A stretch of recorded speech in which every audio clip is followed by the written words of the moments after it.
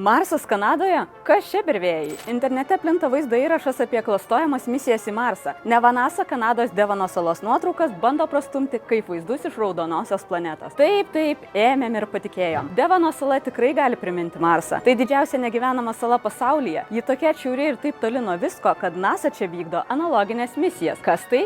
Ogi treniruotė prieš tikrą ekspediciją į Marsą. Devono sala yra šalta, sausa, uolėta ir nualinta ultravioletinių spindulių. Tikras Marso kampelis Žemėje. Tai puikia vieta testuoti naujausią kosmoso techniką, robotus ar ryšius. Saloje taip pat imituojamos kosmonautų gyvenimo sąlygos Marse. Stebima, kaip jie ištvertų izoliaciją, nuovargį ir savo komandą. Kosmosas gali būti pavojinga ir nedraugiška vieta. Čia tau ne atostogos Maldyvose. Todėl svarbu tinkamai pasiruošti. Panašias analoginės misijas NASA vykdė ir ruošdamasi skrydžiui į Mėnulį. Dabar Mėnulis tapęs populiaria kryptimi. Iki šiol NASA ten įvykdė daugiau nei 140 misijų, bet tik kai kuriuose iš jų buvo kosmonautų.